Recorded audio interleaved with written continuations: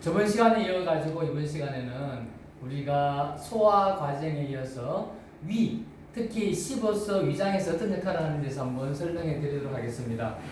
그림에서 보이는 것 같이 그 위장은 저런 식으로 소화의 과정을 거칩니다.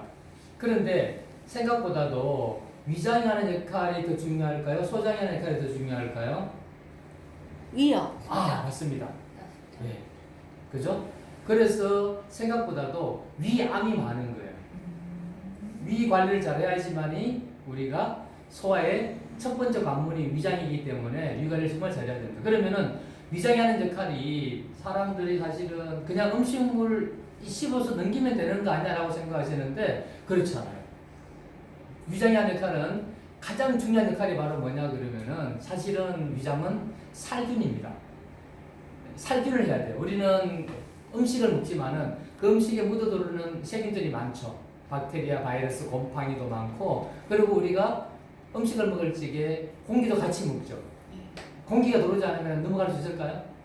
삼키지를 못해요. 그래서 공기 같이 들어옵니다. 그냥 공기 속에 있는 각종 세균, 떠다니는 먼지, 먼지에 붙어 다니는 다양한 바이러스, 박테리아, 많죠. 같이 들어온다고 하는 거죠. 그래서 우리가 음식을 먹으면 트림이 일어나는 것이 공기가 빠져나가는 거예요. 자, 그러면은 위장이 잘 씹어주면은 들어오잖아요. 위에서 소화가 됐습니다. 그죠? 그러면은 얘가 소화라고 하는 부분이 위액이 pH가 1에서 2 사이가 돼야지만이 우리가 먹은 음식물들이 잘 살균될 뿐더러 잘 녹아요. 특히 우리가 가장 관심을 가져야 되는 영양소가 바로 뭐냐면은 음식물에 들어가 있는 미네랄입니다. 그런데 만약에 우리가 pH 농도가 1과 2 사이 강산성이 되지 않으면은 미네랄이 어떨까요? 녹을까요? 녹지 않는다라고 하는 거죠. 그러면은 철, 마그네슘, 칼슘, 그리고 또 크롬, 셀레늄 이런 것들 들어보셨죠? 뭐 광산에서만 볼 수 있는 금속들입니다. 근데 음식에 들어가 있는 그런 것들은 물론 이온화되어 있습니다만은 그런 것들도 잘 녹기 위해서는 우리가 충분한 어떻게 돼요? pH 농도가 이루어져야 한다는 겁니다. 자, 그러면은 우리가 음식을 먹을 적에 위장은 탄수화물이 소화가 될까요? 안 될까요? 안 됩니다. 그죠? 그래서 입에서 탄수화물은 입에서 씹으면 씹을수록 얘가 2단계로 쪼개지면서 단맛이 느껴지고, 근데 위장에 들어오는 순간 위장은 탄수화물을 분해시킬 수 있는 효소가 없어요. 입에서 있었던 아밀라제 그 효소가 위장에 들어오면은 활동을 못합니다. 그래서 우리가 길거리 가다 보면은 흔하게 많이 볼 수 있는 게 뭐가 있죠? 그죠? 네, 구토를 하면은 라면이라든가 그죠? 국수라든가 이런 것들은 그냥 나오는 거죠. 그래서 비둘기들이 아주 좋아합니다. 그러다 그러면 탄수화물 소화 잘 안 된다. 그래서 잘 씹어야 되는 이유가 바로 그겁니다. 그런데 되게 떡국 같은 거 드실 적에 또 떡 드실 적에 어떻게 드세요? 꿀떡 그냥 몇 번 안 삼키고 넘으면은 소화 잘 될까요? 안 되는 거죠. 그래서 잘 체하는 겁니다.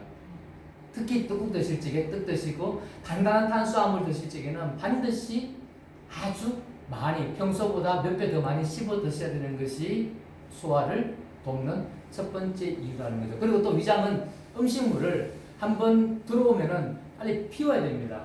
피우고 난 다음에 제가 여기에 그림에서 보여드리다시피 위는 그 4시간 정도 음식물을 저장했다가 피워줘야 돼요.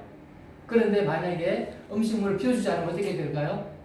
나중에 소장같이 위장세포가 바뀌는 거예요. 그거를 전문용어로 장상피화생, 책이 좀 찢어져 죄송합니다. 이 닥터 디톡스라고 하는 책에 66페이지부터 67페이지에 정확하게 나와 있습니다. 의사가 약을 버린 두 의사의 자연치유 이야기인데 아주 그 소화 과정이라든가 안 그러면 그렇지 않으면은 디톡스 과정에서 많이 굉장히 도움되는 책입니다. 요 66에서 67페이지에 뭐라고 나와 있나 그러면은 위암 세포는 위가 정상일 때 평균 정상 위세포였다. 그런데 위는 특징상 하루에 3번 2시간씩 일하고 남은 시간은 비어있는 기관이다. 항상 무언가 차이는 소전과 대전과는 다르다.